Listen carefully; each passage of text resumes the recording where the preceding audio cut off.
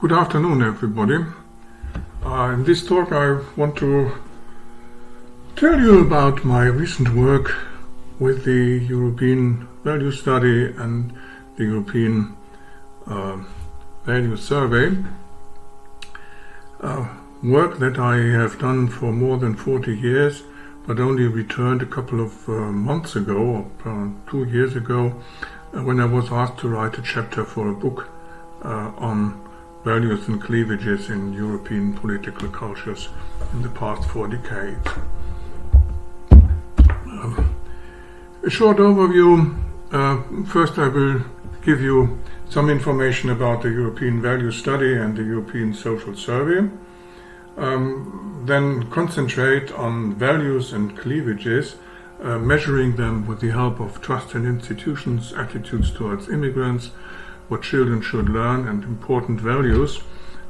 Not everything is easily usable in the European Value Study and the European Social Survey. This is why such a selection was necessary. With the help of these data, I will analyze what democracy is like around 2020 and the influence of the war in Ukraine. And finally, as we will find that most of the distributions that I analyzed are not Gaussian but skewed, I will try to tell you where skewed distributions can come from. And then, of course, the usual conclusion. The aim of this presentation is to show how attitude distributions in different European countries changed during the past 4 decades and how large differences between European countries are. The presentation used, as already mentioned, both the European Value Study and the European Social Survey. Both deliver information of such attitude and value distributions. A returning feature of such distributions is that they are mostly far from Gaussian, but very often skewed to one direction, sometimes also 2 directions, perhaps even bimodal. There are many more extreme positions than one would expect if the distributions were Gaussian. This can be explained with a simulation model that was first presented 60 years ago and which I re-implemented a couple of years ago, trying to find out what can be derived from the simulation model besides the results that Abelson and Bernstein generated 60 years ago. The European Value Study combines surveys all over Europe from 1981 to 2022 and is of course continued, but newer data are not yet available. The United States and Canada are also included in the European Value Study, but they are not of any interest here. They cover a lot of different series of questions about political attitudes and values, about the confidence in the institution, and several other things which I will not use in this talk. The European Value Study collects up to 6 surveys per country between 1981 and 22. Unfortunately, and this is up to, unfortunately not all studies cover all countries, and not in all countries all questions are asked. Therefore, a careful selection of countries, waves and topics is necessary. The European Social Survey is a little bit newer. Surveys are available all over Europe from 2002 till 2023, and it is of course also continued. It too covers a lot of different series of questions about political attitudes, values, about the confidence in institutions, about attitudes towards immigrants, and about everyday life values. The current database covers up to 10 surveys per country. Again, up to 10 surveys because not all countries have participated in every wave. And not in all countries are all questions asked, but the coverage is better than in the European Value Study. Again, a careful selection of countries, waves and topics is necessary.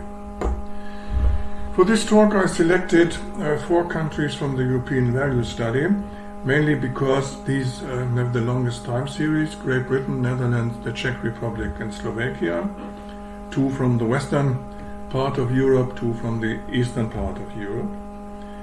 And the item groups that I selected are questions about what children should learn, questions about confidence in different kinds of institutions, and attitudes towards immigrants.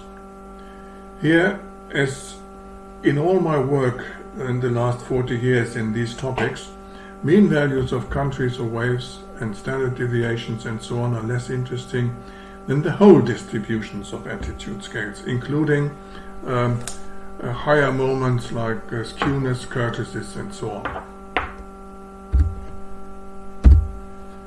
My analysis strategy, not only for this talk but also for the book chapter that I mentioned, and also for very much earlier work 40 years ago, is first select a group of items or several groups of items, then run factor analysis for each of these groups.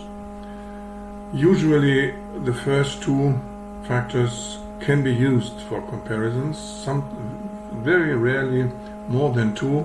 The remaining factors combine just white noise, as one should derive from the variance percentages that the factor analysis reveals.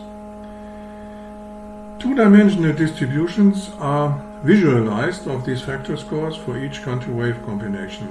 This results in a very large number of pictures. In a way they look like stamp collections, and if you are interested you may find them in the supplementary material.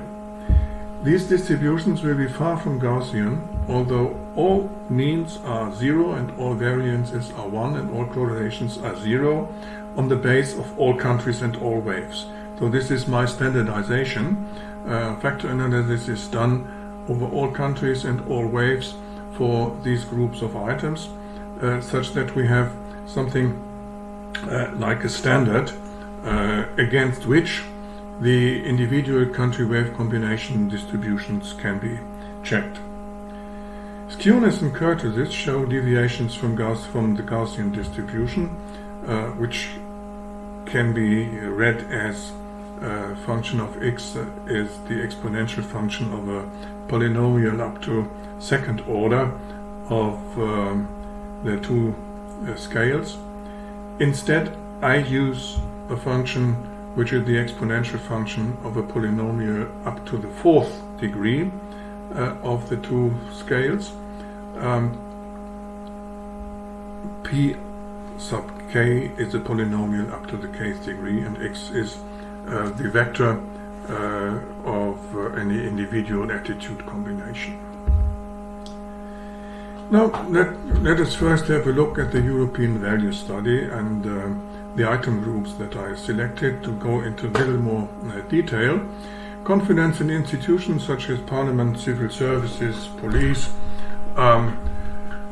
were measured on a 4-point scale. These are 11 items which result in 2 factors, one general factor which covers about 30% of the variance, and one special factor which covers about 15% of the variance. This is about confidence in hierarchical organizations such as church and armies. I will use only the first of these 2. The second group of items covers attitudes with respect to immigrants. These are 10-point scales. 9 items are available, including one about the EU enlargement. Again, 2 factors. The first is about the question whether immigrants raise or do not raise economic and crime problems. This is about 1/4 of the variance. The other is about cultural problems, about 20%, but I will use only the first. The third group of items is about important qualities children should have or should learn. These are unfortunately only measured on a 2-point scale, important or not. There are 11 of such items which yield 4 factors. One can be called a responsibility obedience dimension. The other can be called, or the second can be called an unselfishness thrift dimension. I will use these two and not the other two with even less variant share, perseverance, good manners, and respect independence. These four factors are indeed uncorrelated on the base of all countries and waves. Unfortunately, and this is quite interesting, in all of these groups about only 1/2 of the variance is white noise. This means only about 50% of the variation can be interpreted. The rest is not interpretable in terms of the traditions of factor analysis. The European Social Survey has similar item groups, but unfortunately the items are not formulated the same way. Confidence is mirrored here as trust in institutions, and the attitudes towards immigrants are formulated slightly differently. We have on a 11-point scale trust in the legal system, the police, politicians, and so on. Another group defines the attitude of the respondents in terms of whether one should allow more or less, many or no immigrants of ethnic groups which are same as the majority or different from the majority on a 4-point scale, and whether immigration is bad or good for the country's economy, country's cultural life, and so on, again on a 11-point scale from 0 to 10. This results in two factors covering about 1/2 of the total variance of 13 items, one representing trust, the other representing positive feelings towards immigrants. The second group here is important values, slightly comparable to what children should learn. There are several items, for example, to try new and different things in life, to seek fun and things that give me pleasure. It's were the formulations. This group yields a factor which can be called hedonist. A second group of these items is to care for nature and environment, help people and care for others' well-being, and so on. An altruistic factor resulting from there. And the third factor comes from the items to behave properly is important, that government is strong is important. These are rather traditional values. These three factors cover about 1/2 of the total variance of 23 items. So we have 4 factors, hedonistic, traditional, and altruistic values. I will use only the letter 2. Now let us have a closer look at the distributions of these 5 factors.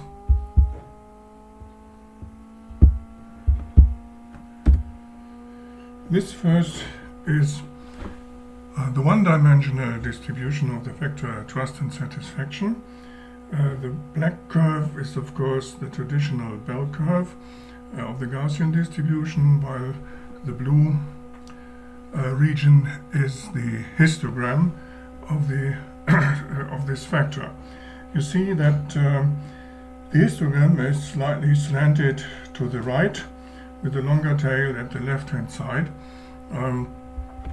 If we look at the second factor, sympathy for immigrants, this is even much more visible.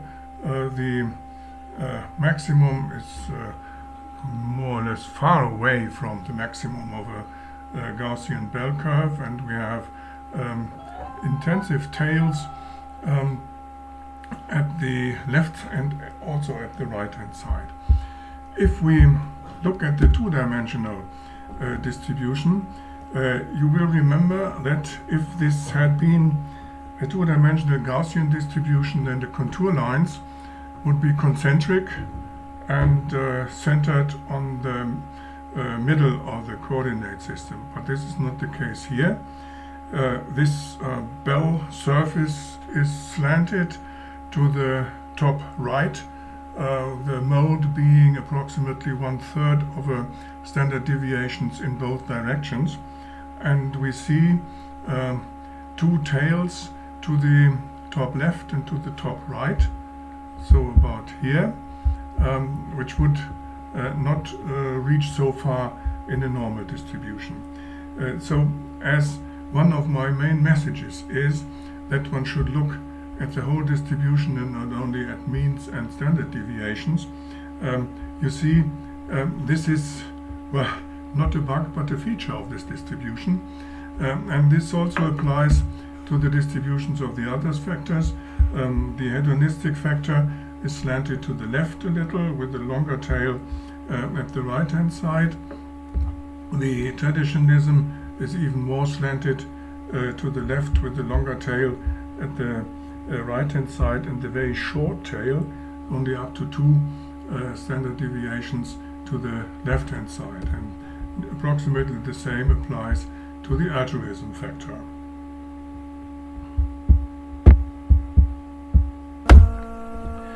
Now let us come to a first example from the European Social Survey about trust and attitudes towards immigrants. In all pictures, in all distribution pictures, the horizontal axis is trust in various institutions, the vertical axis is attitudes towards immigrants. The factor analysis comes from from nearly 400,000 cases.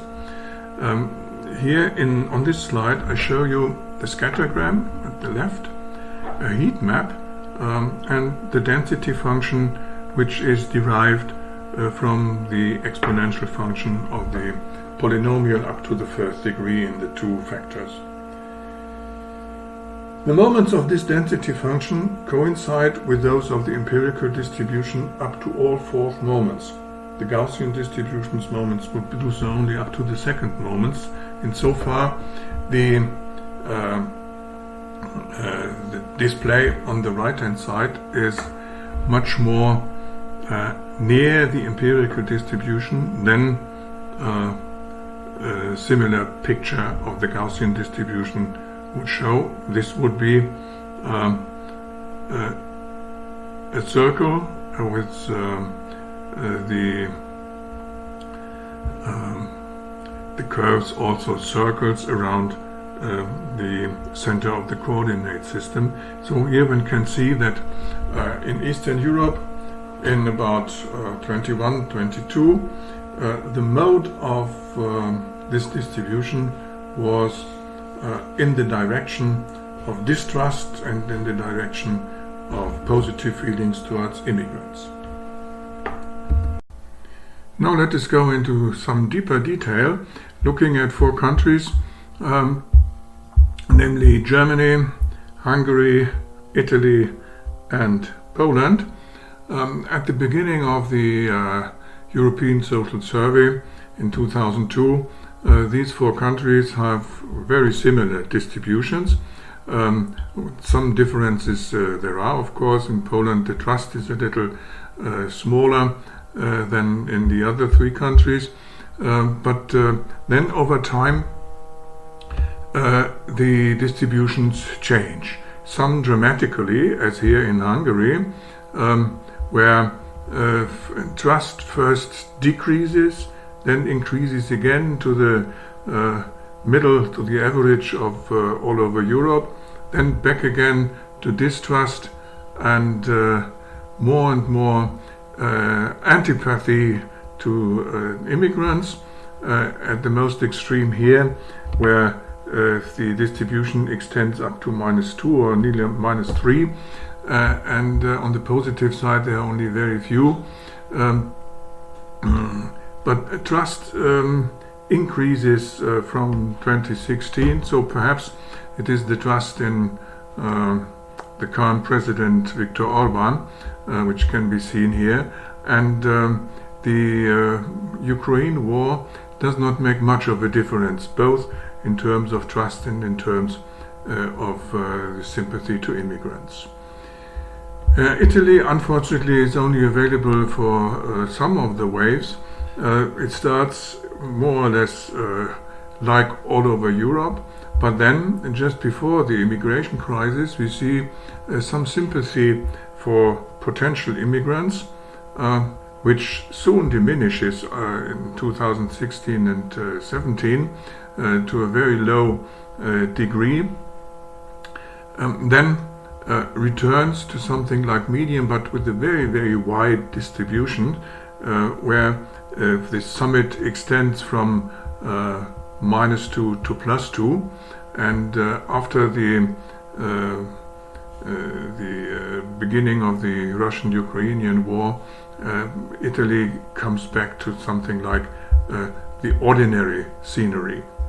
Poland also shows slight distrust in institution, and this is true for most of the time, particularly at the end of this period, after the beginning of the Ukrainian war.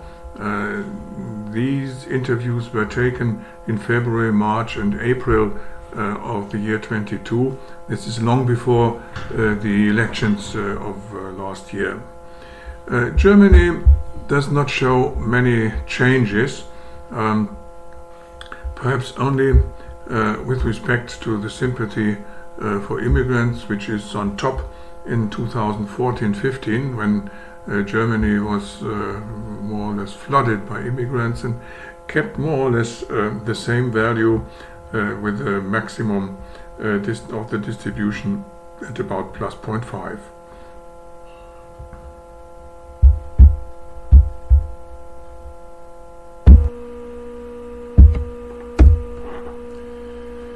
Let us take a slightly deeper look, looking at those respondents who were asked immediately before the Ukrainian war and immediately after. So the tipping point is the 22nd of February in 2022, as the European Social Survey contained the exact date of the interviews.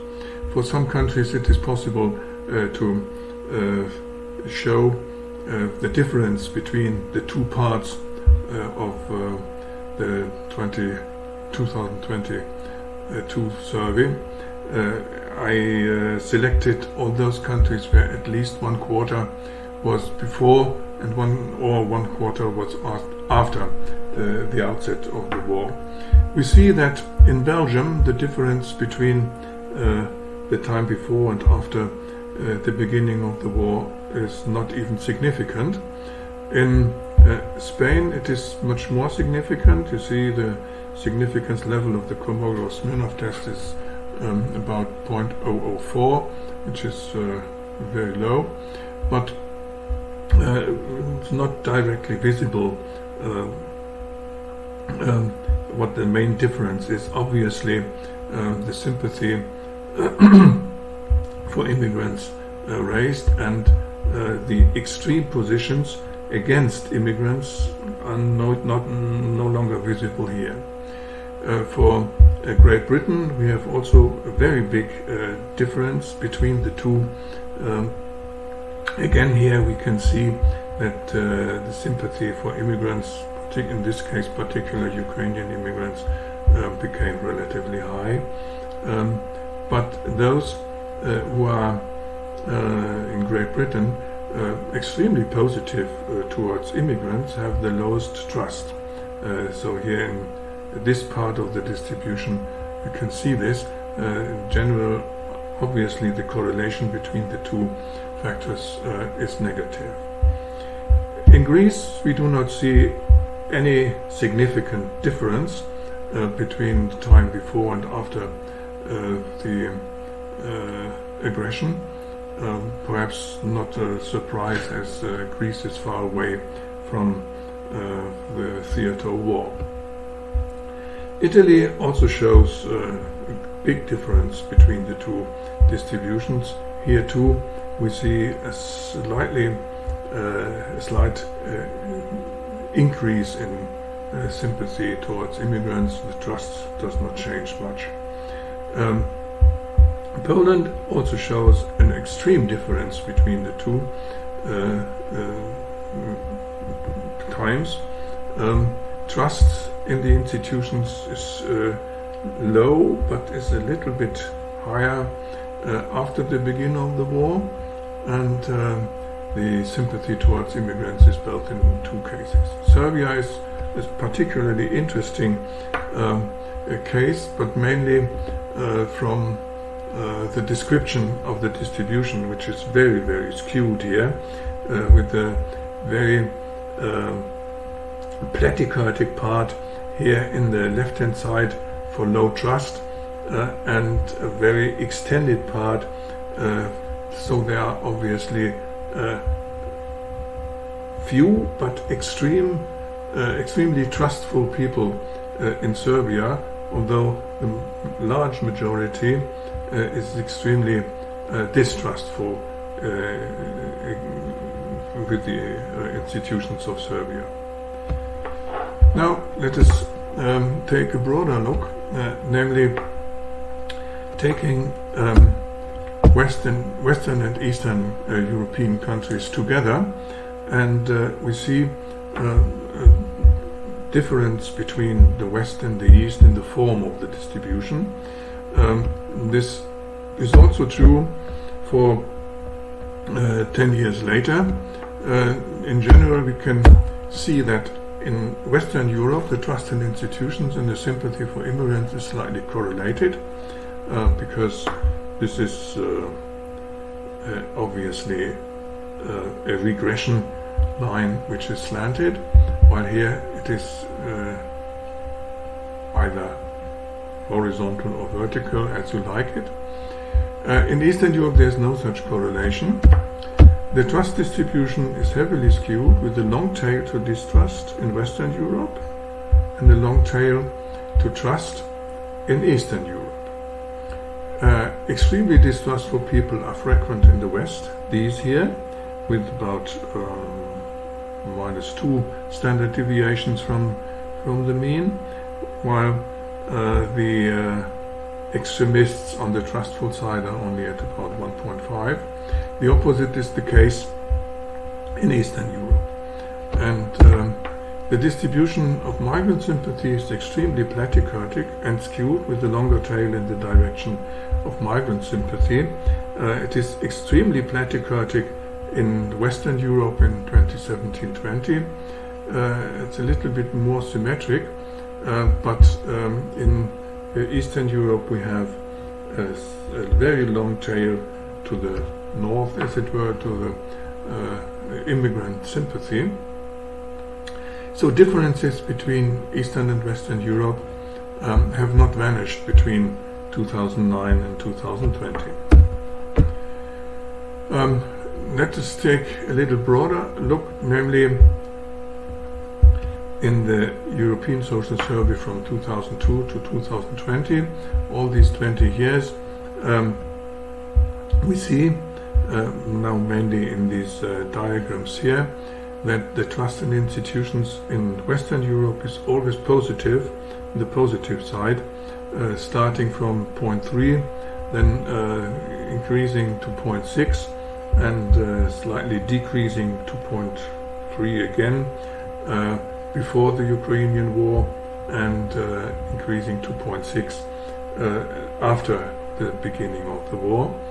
The immigrant sympathy increases from 0 to 0.8 until the time before the Ukrainian war, and slightly decreases afterwards, but one has to take into account that in these both cases only a smaller part of the usual respondents could be asked before and after the beginning of the war. In Eastern Europe we have usually a negative trust, negative as compared to the whole of Europe, which only after about 2016 crosses the mean, and in 2018-20 it is slightly above the mean by 0.5, just as at the same time in Western Europe, and then drops again, and at the end it is again in the negative part, as negative as never before. So perhaps people in Eastern Europe are less happy with their governments and other institutions. The sympathy for immigrants starts at about 0 for Eastern Europe and then goes up to 0.5, down again to 0.25, and in the end it is approximately 0.6. So usually it is the sympathy to immigrants is less in Eastern Europe than in Western Europe. Let us take a second example, namely the important values as measured in the European Social Survey in more than 400,000 weighted cases. As already mentioned before, we have 3 factors from 23 items, one that describes hedonists, one that describes altruists, and one that describes traditionalists, but I will deal only with the latter 2 in the next pictures. The broad look about traditional and altruistic values in Western and Eastern Europe can be seen in these diagrams, and particularly in these line diagrams, where the importance of traditional values rises in Western Europe from about 0.2 up to 0.4, 45, and then goes slightly back to 0.3, while the same importance of traditional values is below 0, that is below the European mean for most of the time, and then rises only slightly up to 0.2, then with the problem of only half the time before and after the war, in the end we arrive at 0.6 or something like 0.6. The altruistic values are slightly positive for all of the time in Western Europe, and increase up to 0.6 at the end of the time after the beginning of the Russian-Ukrainian war, whereas the altruistic values are very high in Eastern Europe, 0.6 above the European mean, and even rising up to 0.7, and with a slightly decrease in 2018-20 goes up to even 1 standard deviation above the European mean. What is also interesting is that one can see from the form of the distributions here, in Western Europe the 2 factors are more or less uncorrelated. In Eastern Europe, traditional altruistic values are correlated, positively correlated. There are very few untraditional but altruistic, and very few traditional and unaltruistic, but very many in this direction, with the only exception of 2018-13, which obviously has to do with this breakdown of the altruistic values in 2018-20. Now an example from the European value study, what children should learn from these many issues and factors. I used only the first 2, the stronger 2 factors, responsibility versus obedience, and unselfishness versus the thrift dimension. The distributions change sometimes in a certain direction, so the mean of Great Britain goes up from minus 0.65 to plus 0.04, while others oscillate around 0.5 or between 0.14 and 0.27 and so on. The skewness sometimes goes down, sometimes goes up, but usually it becomes more extreme in one direction, except Slovakia, where it is oscillating between 0.59 and minus 0.35.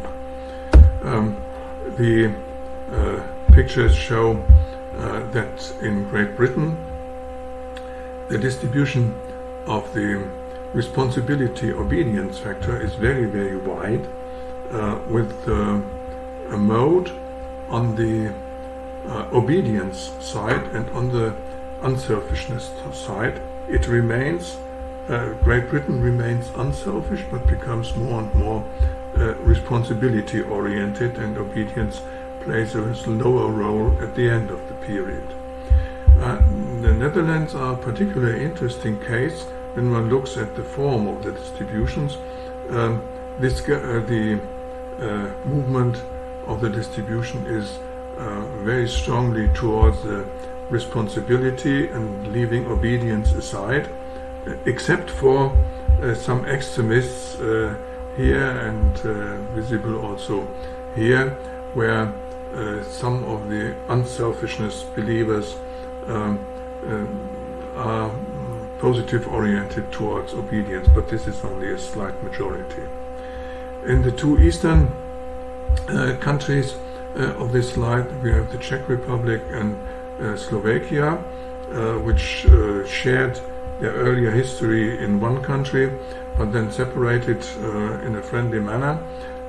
In both cases we have rather a thrift dimension and not so much an unselfishness dimension.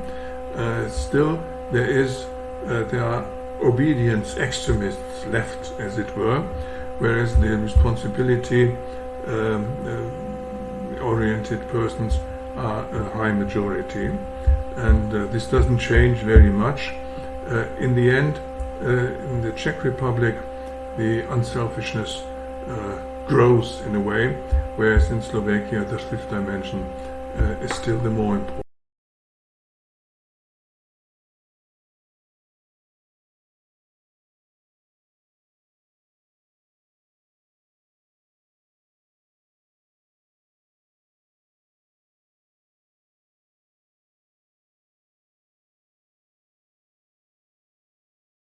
Now let us look whether there is some theory behind skewed distributions.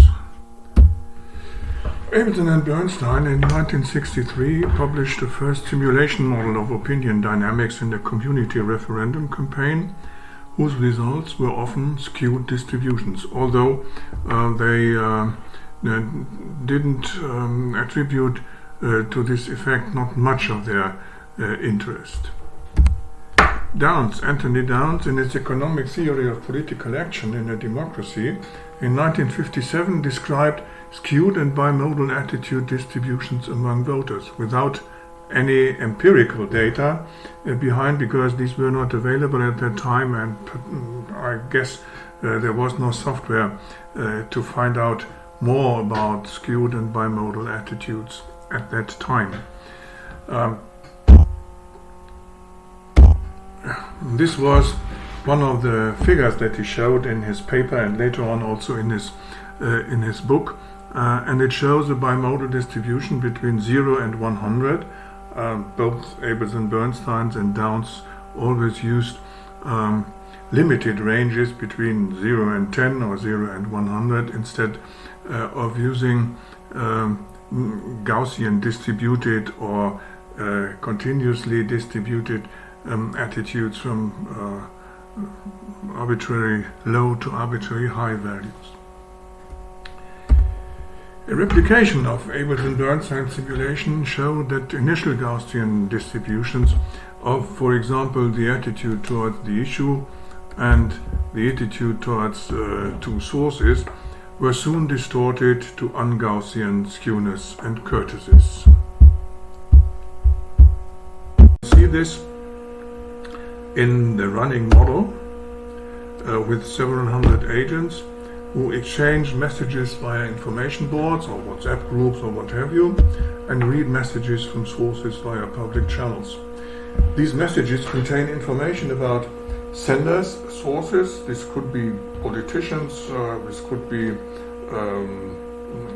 letters to the editor, but this could also be information from other citizens which they receive via information boards or WhatsApp groups or in personal communication.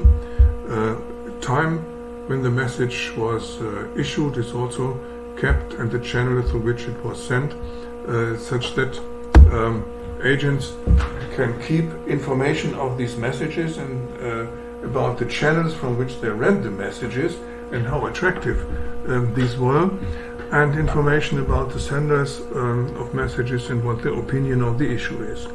So they can process this information to update their interest in the issue, their attitude in the issue, and their attitudes towards both sources. Here is now the model running. One can see that the attitude towards the issue slightly becomes broader and broader.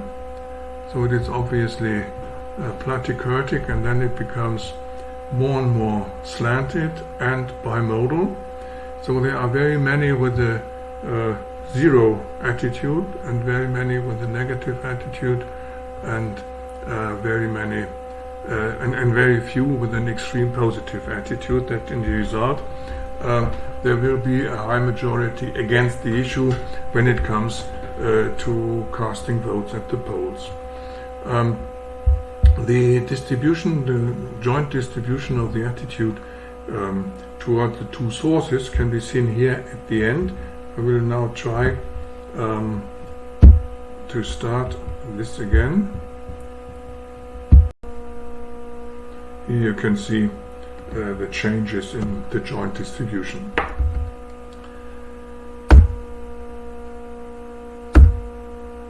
Once more, because it was so nice. The replication of the Abelson-Bernstein model has 500 citizen agents, 2 sources, 3 channels, and 20 meeting places, and it showed how the joint distribution of the 2 variables, attitude towards source 1 and attitude towards source 2, changed over time, becoming first more and more skewed, flatter, and in the end multimodal. With the same initializations but different random seed, different simulated histories emerge, such that such a model is not a model to predict, as Abelson, Bernstein and other political scientists at their time wanted to do, but one should be more modest in this direction. These models like this can only show that and how skewed and multimodal distributions of the type predicted by Downs can be generated. Now let me come to a conclusion. I wanted to show that both the European Value Study and the European Social Survey lend themselves to interesting analyses of political attitudes and value orientations between countries, country groups, and over time. I wanted to show that analyses which only look at means and standard deviations and neglect other distribution parameters like skewness and curvages cannot tell the whole story. And I wanted to show that already 6 decades ago, ideas were already formulated how skewed and multimodal distributions can emerge among people, and how polarization and extreme attitudes can develop in opinion dynamic scenarios. And the computing power of the 1960s were not sufficient to show all this, but meanwhile, 60 years later, we can have hope that all this can be studied in much more detail, for example, with citizen agents exchanging natural language descriptions of their attitudes as real human beings do when they come together, when they write letters to the editor or tweets on the X platform. So thanks for your attention. Slides can be downloaded, and there are also links to supplemental material and also to the NetLogo model.